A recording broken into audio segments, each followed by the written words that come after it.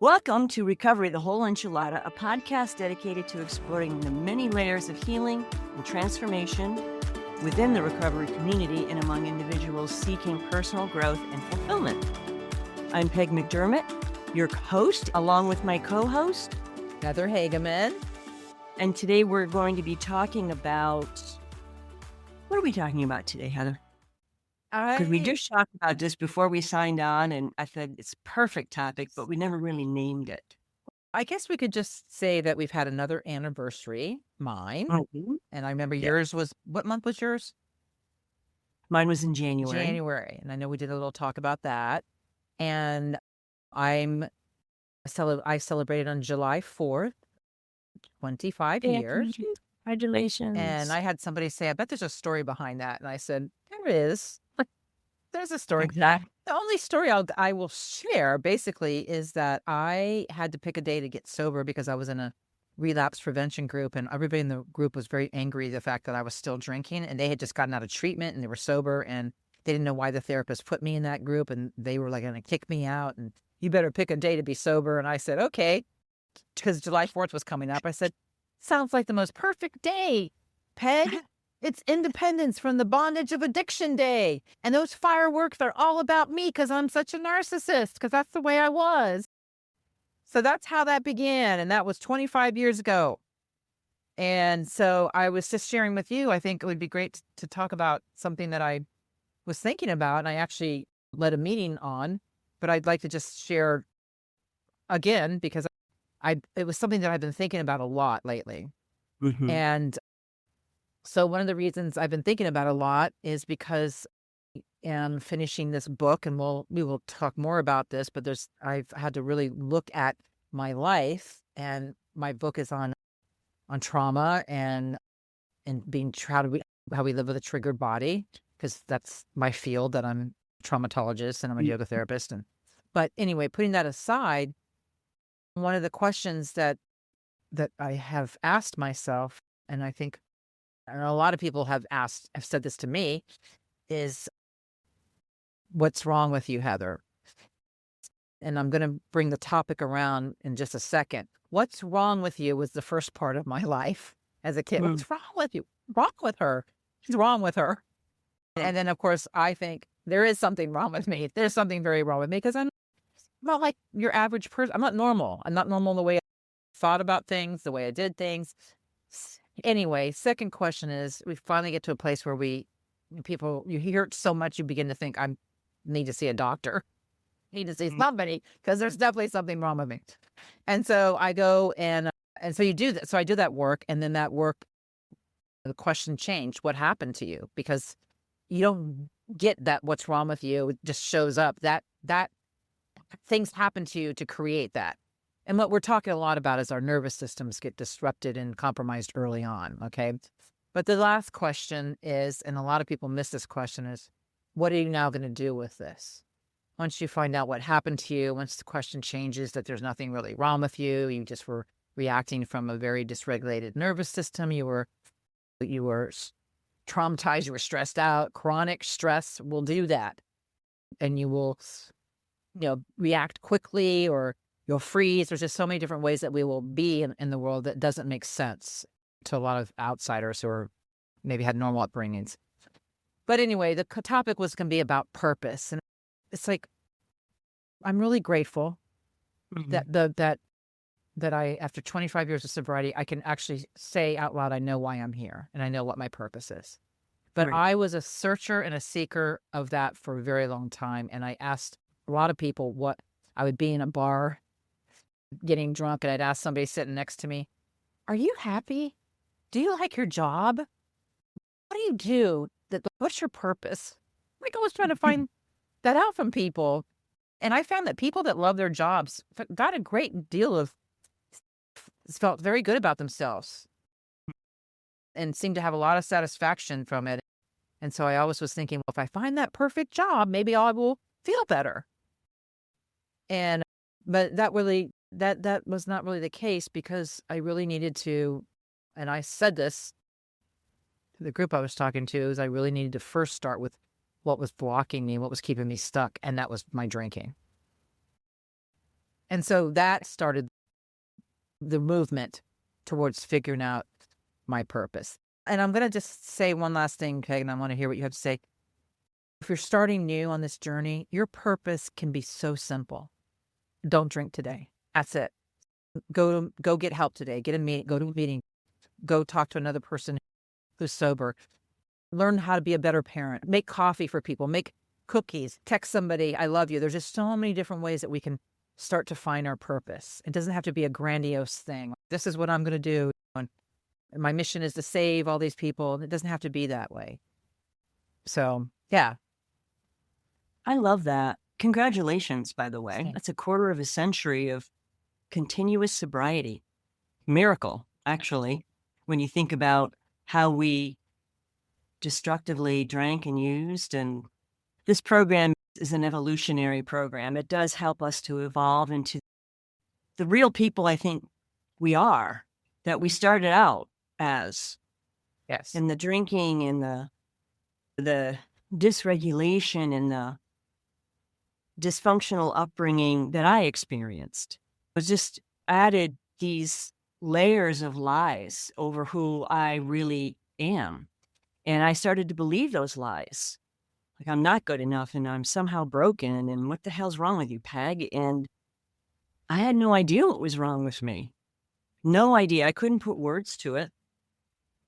I just felt like I didn't fit in anywhere. I felt like I didn't like myself at all. I didn't know myself at all. I was a chameleon. And so I learned growing up to shapeshift depending on moods and where my mom was at any given moment. And I never really cultivated a really strong and loving and centered sense of self. No inner feedback loop. It was always external. What do I need to do to make the external work for me?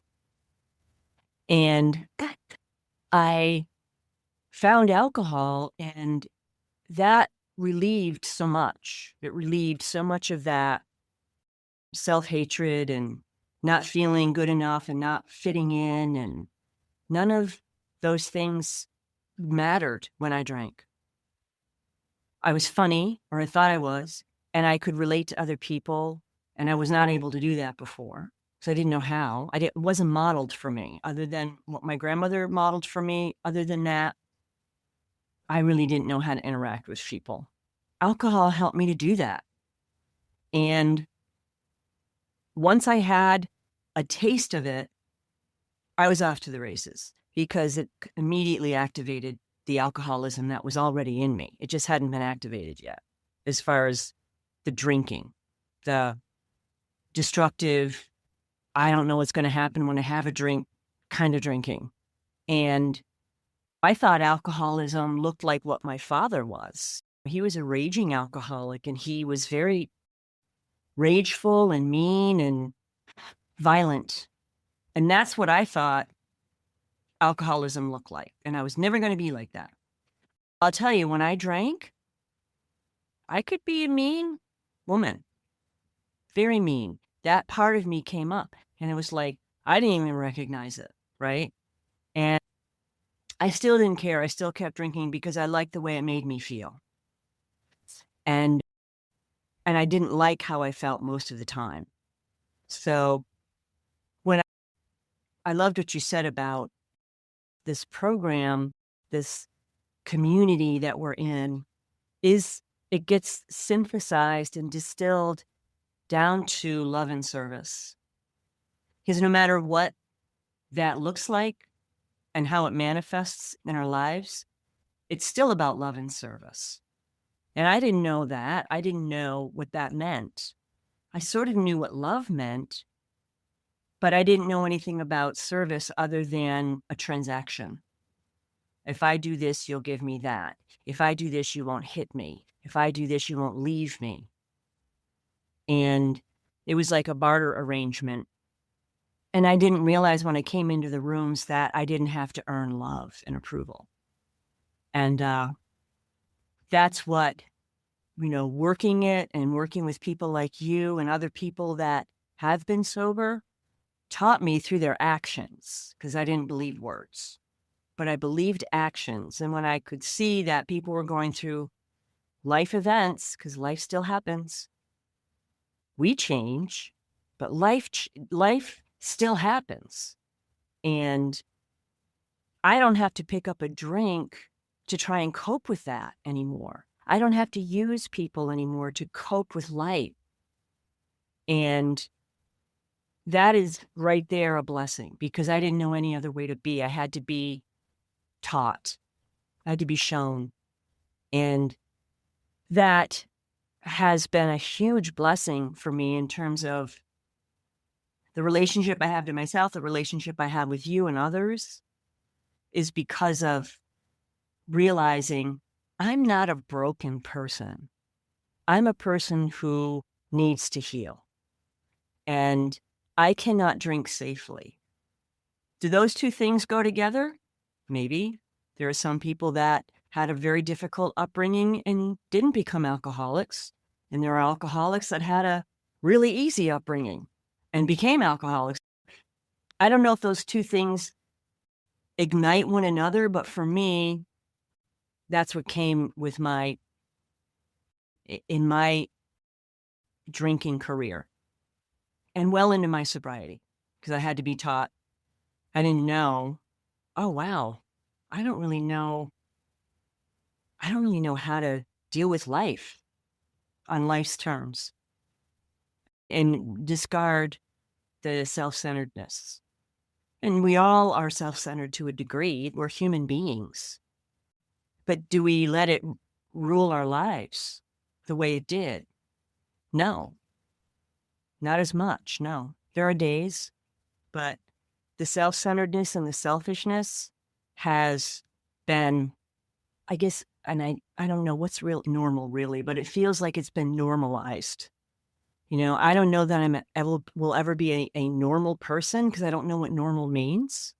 I know I'm a sober woman today that I love, and I am loved, and I am proud to be on this planet helping other people.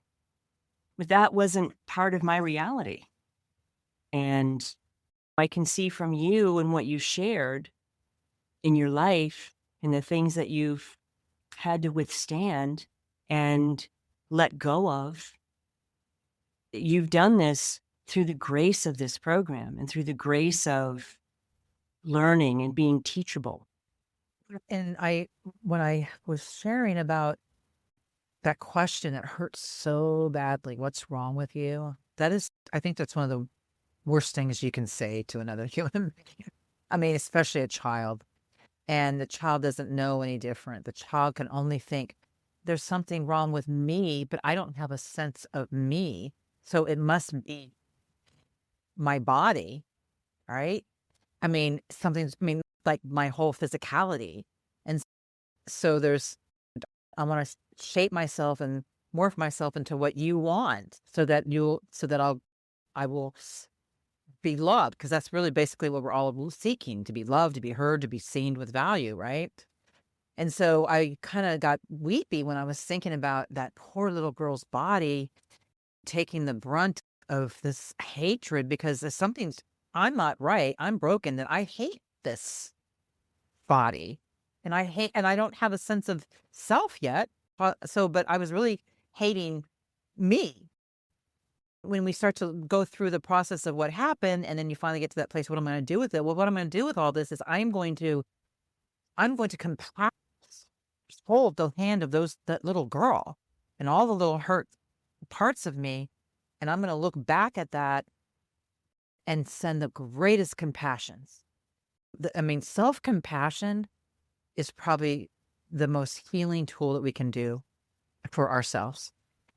That, I think, is what had started me on the road to recovery, when I could look at her and weep for her all alone, trying to figure out what's wrong with these adults. What's wrong with me? And then to even voice it to them, because I was a fighter. What's wrong with you? You're saying what's wrong with me? What's wrong with me? So I fought, and then I would get smacked for fighting, right? Because you can't have a little kid fighting back and angry and, oh my gosh. But anyway, I'm just so fascinated right now because I look at the fact that I started drinking at age 15 and I drank for 25 years. And now I'm sober for 25 years. That's 50 years of dealing with not wanting to be in my body or trying to figure out how to get it back into my body and how to, because when you stop drinking, when you stop using whatever it is that you're using addictively, when you stop doing that, so much more stuff comes up, right? And it takes what it takes. I mean, it could take anywhere. I mean, it took me probably 5 years to finally like, oh, wow, I have a body. Okay, I'm gonna stop eating so much sugar now because I really want to. I'm starting to have side effects from the sugar. I mean, it's amazing because one of the messages I wanted to just say that came from my lead was 25 years sober. I am here. I'm embodied. I'm full. And I know that deep in me, and and I'm sharing this to you right now because I just taught a yoga class about this concept of contentment. How would it be? There's in the yoga practice, in the path of yoga, they have these 10 ethical principles to follow. And one of them it's called santosha, which means contentment. And what the yogis were trying to say, ultimately, we don't have to try to get peace from out here. Peace is already in here. And when you come home to yourself and when you get quiet enough and still enough, doing the breath and doing the movement and doing the self-study and doing all that we do, the service work, all that, there will come a day where there is that steadiness and ease and contentment inside of you. Doesn't matter what's going on around you, the challenges around you, that ease is there. And certainly it feels like sometimes I'm hijacked from that, but I can find it back. If I share with another human, if I breathe, if I move, expand, I can get back to that contentment. And I've always said, wouldn't it be nice if someone said to you, or you said to someone, how are you? And they say, I'm content.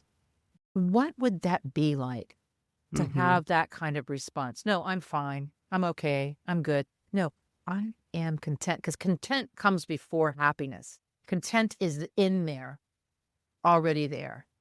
And I think discontent, isn't that one of our discontented?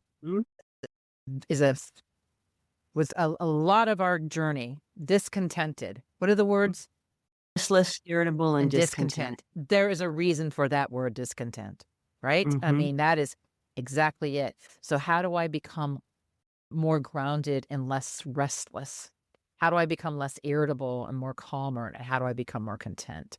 And that is when we make up, and this is my Heather's opinion and my journey, my experience and strength and hope here, is that I began to tell my story more of a little girl who had no tools, lived from survival mode, did the best she could, and found alcohol that was actually love. It felt like love. It felt like drinking love. It was so calming that she had never felt that in her body. And so every time she drank, it made her feel calm. It made her feel peaceful. And it also took away all the critical thoughts in her head towards herself.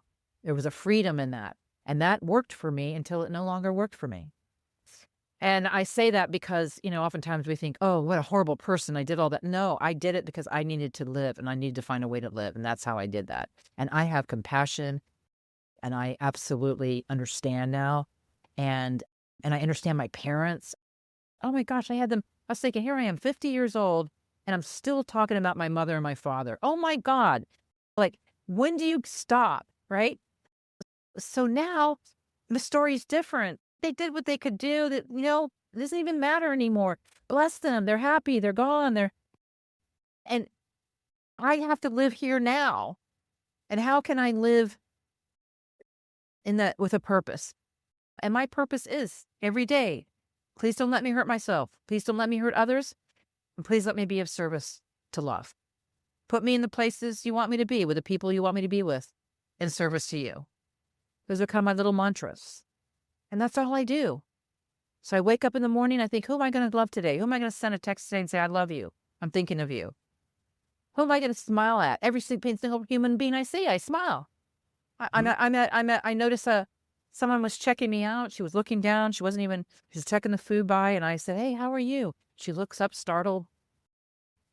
I'm like the checkout person at a grocery store. "How are you? How's your day? Anything going on?" I mean, this is the way to live.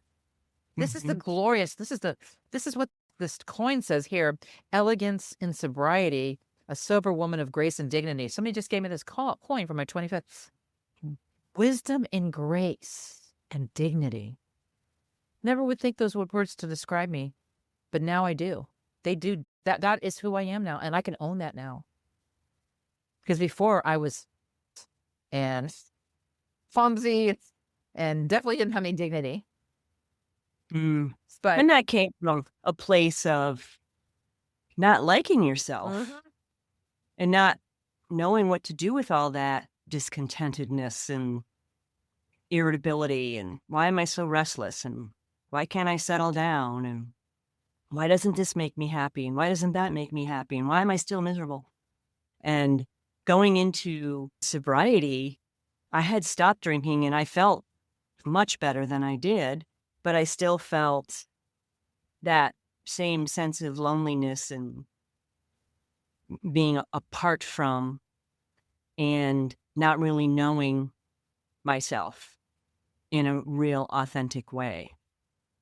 And that is what I think that has been one of the many gifts of getting sober is really learning that this is a process of subtraction. I've said that a lot of times is you're subtracting all these layers that were not authentically you and really getting to the core of who we really are.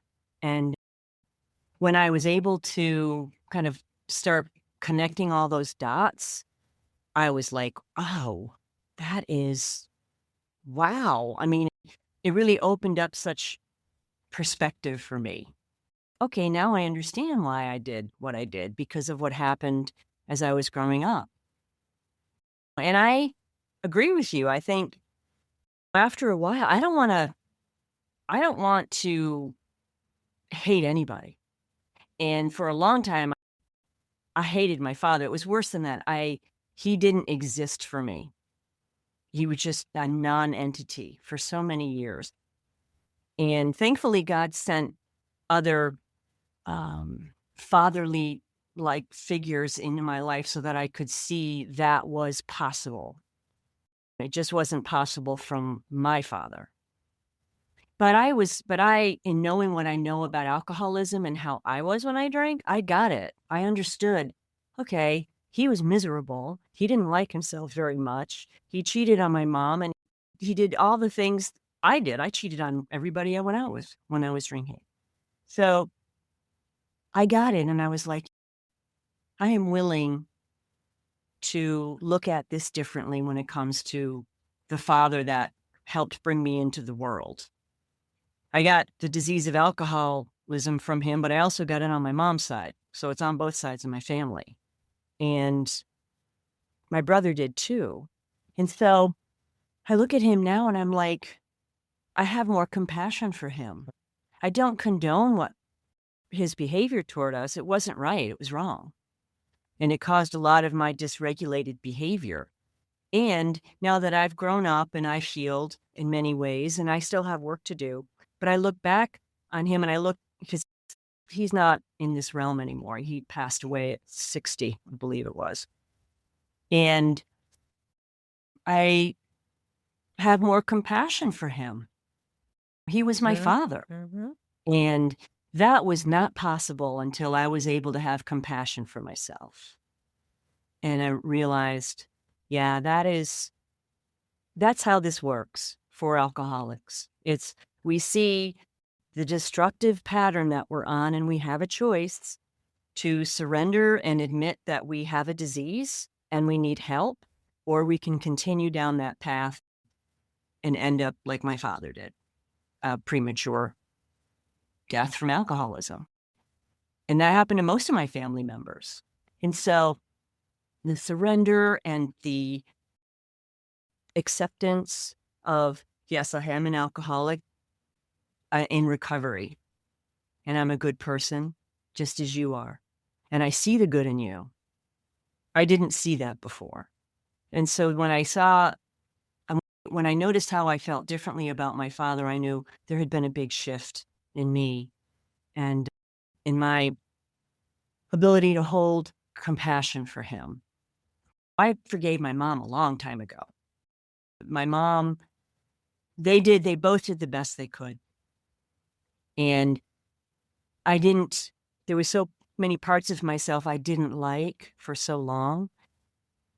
And now I look back at each version of who I was, and I love every version of myself and have compassion for her, whether she's 7 or 12 or 16 or 35 when I got sober, 36. And so I want to love, and I have loved each and every version of who I was because it's helped to get me it's helped me to become the woman I believe my higher power wants me to be. And that allows me to truly be of service and to truly love you without expecting anything in return. And you're right. When you go around, especially in our area, it's a very busy area. Everyone is sort of walking around, their heads are down. They're not looking at each other. They're in the grocery store doing their thing or whatever. And nobody looks at each other. Nobody. So I thought that feels very sad to me. And so when I go up home, which is a small town in upstate New York, the people are like, "How are you today?" This is the cashier at like the PNC grocery store. "How are you today?" And they really want to know. And so, yes, when I see someone here that seems to be preoccupied and I catch their eye, I will smile at them. And 99.9% of the time, they smile back. And that's awesome. That's just a little thing, but it makes my day. I'll just say that I would never believe I couldn't have done, in my mind, I would never believe I am the person I am today.